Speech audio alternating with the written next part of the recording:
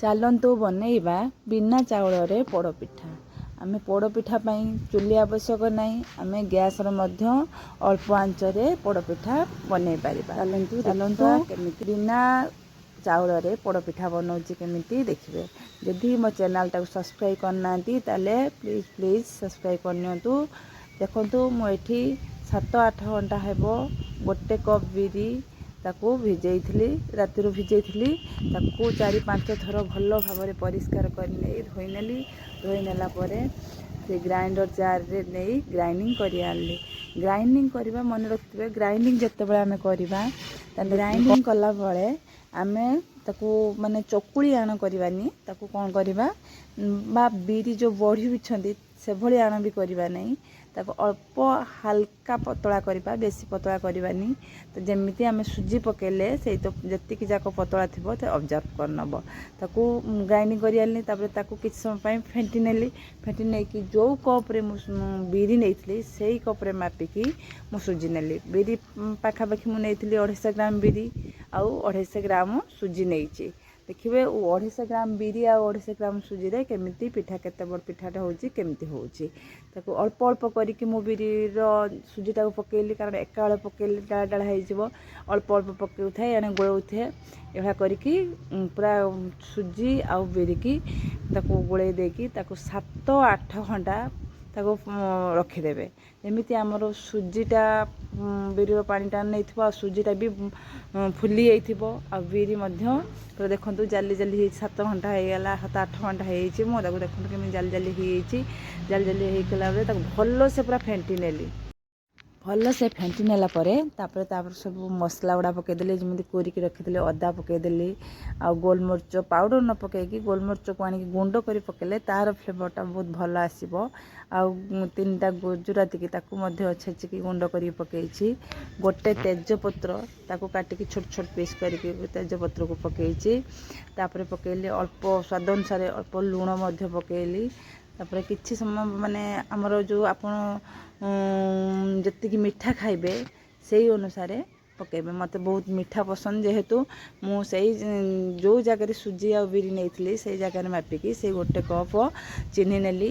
ଆଉ ଆପଣଙ୍କୁ ଯଦି ମାନେ କୋରା ନଡ଼ିଆ ପକାଇ ପାରନ୍ତି ଭଲ କଥା, କାଜୁ ପକାଇ ପାରିବେ, କିସମିସ୍ ପକାଇ ପାରିବେ। ମୁଁ କିଛି ନ ପକାଇକି ଖଣ୍ଡ ନଡ଼ିଆ, କାରଣ ପୋଡ଼ ପିଠାରେ ଖଣ୍ଡ ନଡ଼ିଆ ପକାଇଲେ ଟିକେ ଭଲ ଲାଗେ, ମୁଁ ଖଣ୍ଡ କରିକି ନଡ଼ିଆ ଟିକେ ପକାଇଦେଲି। ଆଉ ଏଠି 3-4 ଚାମଚ ଖଣ୍ଡେ ଗୁଆ ଘିଅ ପକାଇଛି, କାରଣ ଗୁଆ ଘିଅ ଯଦି ପୋଡ଼ ପିଠାରେ ପକାଇବେ ତା'ର ଫ୍ଲେଭରଟା ବହୁତ ବଢ଼ିଆ ଆସିବ ଆଉ ପିଠା ମଧ୍ୟ ସ୍ପଞ୍ଜି ହେବ। ଆପଣ ଗୁଆ ଘିଅ ଜାଗାରେ ଯଦି ରିଫାଇନ୍ ତେଲ ପକାଇ ପାରିବେ ତା ଭଲ ହେବ। ତାକୁ ଏମିତି କରିକି ତାକୁ ଗୋଳେଇ ଦେଲି। ଗୋଳେଇ ଦେଲା ପରେ ତାକୁ ରଖିଦେଲି 15 ମିନିଟ୍ ଗୋଳେଇ ଦେଇକି ରେଷ୍ଟ ଦେଲି, କାରଣ ଚିନିଟା ଆମର ମେଲ୍ଟ ହେବା ପାଇଁ ସମୟ ଲାଗିବ। ଦେଖନ୍ତୁ ବ୍ୟାଟରଟା ଆମର ପୁରା ଠିକ୍ ଅଛି, ନା ପାଣିଆ ହେଇଛି ନା ଅଠାଳିଆ ହେଇଛି। ଏଇଟା ପିଠା କରିବା ପାଇଁ ବହୁତ ବଢ଼ିଆ ଅଛି। ତାକୁ ଦେଖିବେ ଯେତେବେଳେ 15 ମିନିଟ୍ ପାଇଁ ଆମେ ଘୋଡ଼େଇକି ରଖିଦେବା, ଯେତେବେଳେ ଘୋଡ଼ଣା କାଢ଼ିବା ଦେଖିବା ତା'ର ପୁରା ଟିକେ ପତଳା ହେଇଥିବ, କାରଣ ଚିନି ପଡ଼ିଛି। ଚିନିଟା ଟିକେ ପାଣି କରିଦେଇଥିବ, ଟିକେ ପତଳା ହେଇଥିବ। ଏପଟରେ କେକ୍ ପ୍ୟାନ୍ରେ ଟିକେ ଘିଅ ଲଗାଇ ତାକୁ ରେଡ଼ି କରି ରଖିଦେଇଛି। ଦେଖନ୍ତୁ ଏବେ 15 ମିନିଟ୍ ହେଇଯାଇଛି। ମୁଁ ଘୋଡ଼ା କାଢ଼ିକି ଦେଖିଲି, ଦେଖନ୍ତୁ କେମିତି ବ୍ୟାଟରଟା ଟିକେ ପତଳା ହେଇଯାଇଛି। ବେଶୀ ବି ପତଳା ହେଇନି, ଠିକ୍ ଆମର ପିଠା ପାଇଁ ରେଡ଼ି ହେଇଯାଇଛି।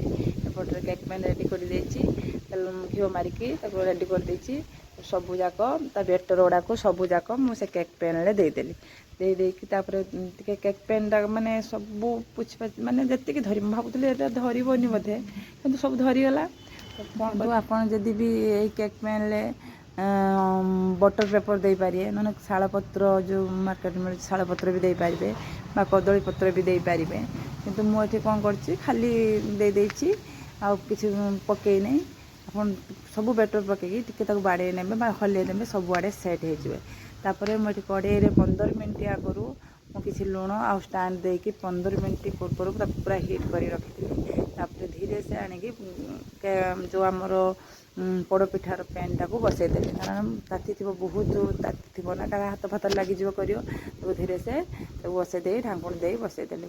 ମଝିରେ ମଝିରେ ମୁଁ ପ୍ରାୟ ଆସିକି ଅଧଘଣ୍ଟା ପରେ ତାକୁ ଚେକ୍ କଲି। ଦେଖିଲା ବେଳକୁ ମାନେ ଅଠାଳିଆ ଲାଗୁଥିଲା, ହେଇନଥିଲା ପିଠାଟା। ପୁଣି ମୁଁ ଭାବିଲି ଆଉ କିଛି ସମୟ ଲାଗିବ।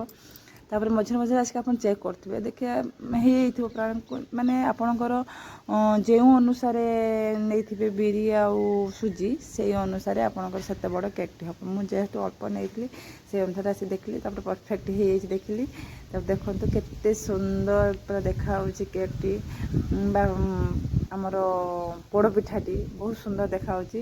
ତାପରେ କିଛି ସମୟ ଛାଡ଼ିଦେଲେ ତାକୁ ଟିକେ ଥଣ୍ଡା ହେବା ପାଇଁ, ଅଳ୍ପ ଅଳ୍ପ ଉଷୁମ ଥିଲା ବେଳେ ମୁଁ ଆଣିକି ତାକୁ ଚାରିପଟରେ ଛୁରୀ ଲଗେଇକି ଘିରେଇ ଦେଲି। ତାପରେ ଓଲଟେଇକି ଟିକେ ଥାପଡ଼ା ମାରିଦେଇ ସାରିଲା ପରେ ଦେଖନ୍ତୁ ତାର କଲର୍ଟା କେତେ ସୁନ୍ଦର ଆସିଛି, ପୋଡ଼ପିଠାରେ କେତେ ବଢ଼ିଆ ଆସିଛି। ମାନେ ଖାଇବା ପାଇଁ ଆପଣ ବିଶ୍ୱାସ କରିବେନି ଏତେ ସୁନ୍ଦର ଲାଗୁଥିଲା ଯେ ଏଇ ରଜରେ ଆପଣମାନେ ଏଇଭଳି ରେସିପି ଥରେ ଟ୍ରାଏ କରନ୍ତୁ। କେମିତି ଲାଗିଲା ମୋତେ କମେଣ୍ଟରେ ଜଣାନ୍ତୁ। ହଁ ସାଙ୍ଗମାନେ, କମେଣ୍ଟରେ ଜଣେଇବେ ତ ନିଶ୍ଚିତ, ଆଉ ଚ୍ୟାନେଲଟାକୁ ମଧ୍ୟ ସବସ୍କ୍ରାଇବ୍ କରି ନେଇଯିବେ। ଆପଣଙ୍କୁ କେମିତି ଲାଗିଲା ପୋଡ଼ପିଠାଟା।